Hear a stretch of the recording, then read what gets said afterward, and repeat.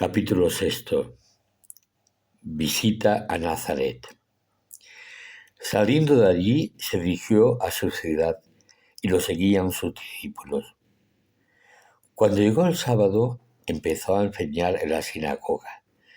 La multitud se preguntaba, asombrada, ¿de dónde saca todo eso? ¿Qué sabiduría es esa y quién se la ha dado? ¿Y esos milagros que realizan sus manos? ¿No es este el carpintero, el hijo de María, hermano de Santiago y José, y Judas y de Simón? ¿Y sus hermanas no viven aquí entre nosotros?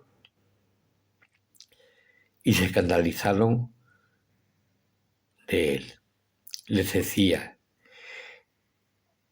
no desprecian a un profeta más que en su tierra, entre sus parientes y en su casa. No pudo hacer allí ningún milagro. Solo curó a algunos enfermos imponiéndoles las manos, y se admiraba de su falta de fe, y recorría los pueblos de alrededor enseñando. Misión de los 12. Llamó a los 12 y los fue enviando de dos en dos, dándoles autoridad sobre los espíritus inmundos. Les encargó que llevaran para el camino un bastón y nada más, pero ni pan, ni alforja, ni dinero suelto en la faja, que llevasen sandalias, pero no una túnica de repuesto. Y decía, quedaos en la casa donde entréis hasta que os vayáis de aquel sitio. Y si alguno no os reciba, ni os escuche, al marcharos sacudíos el polvo de los pies, en testimonio contra ellos. Ellos salieron y predican la conversión, echando muchos demonios, y ungían con aceite a muchos enfermos y los curaban. Muerte de Juan el Bautista. Como la fama de Jesús se había extendido, el rey Herodes, que oyó hablar de él, unos decían, Juan el Bautista ha resucitado de entre los muertos, por eso las fuerzas milagrosas que actúan en él. Otros decían, es Elías. Otros, es un profeta como los antiguos. Herodes al oír decía, es Juan a quien yo decapité que ha resucitado. Es que Herodes había mandado prender a Juan y lo había metido en la cárcel encadenado. El motivo era que Herodes se había casado con Herodías, mujer de su hermano Filipo. Igual le decía que no era lícito tener a la mujer de su hermano. Herodías aborrecía a Juan y quería matarlo, pero no podía, porque Herodes respetaba a Juan, sabiendo que era un hombre justo y santo, y lo defendía. Al escucharlo quedaba muy perplejo, aunque lo oía con gusto. La ocasión llegó cuando Herodes, por su cumpleaños, dio un banquete a sus magnates, a sus oficiales y a la gente principal de Galilea. La hija de Herodías entró y danzó, gustando mucho a Herodes y a sus convidados. El rey le dijo a la joven, pídeme lo que quieras que te lo daré.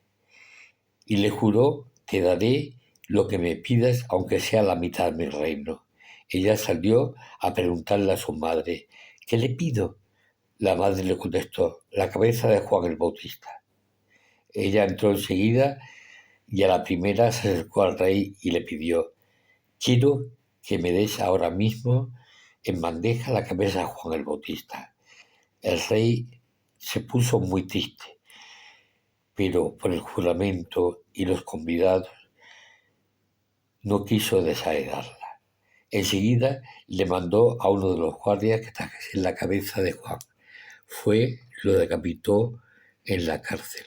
Trajo la cabeza en una bandeja y se la entregó a la joven. La joven se la entregó a su madre.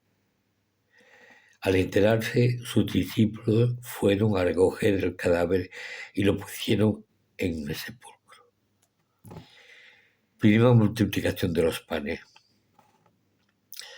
Los apóstoles volvieron a reunirse con Jesús y le contaron todo lo que había dicho y enseñado.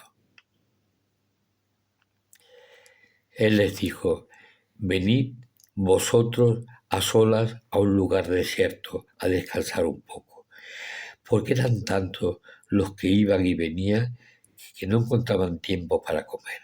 Se fueron en barca a solas a un lugar desierto. Muchos los vieron marcharse y los reconocieron. Entonces todas las aldeas fueron corriendo por tierra a aquel lugar y se adelantaron. Al desembarcar, Jesús vio una multitud y se compadeció de ella, porque andaban como ovejas que no tienen pastor, y se puso a enseñarles enseguida.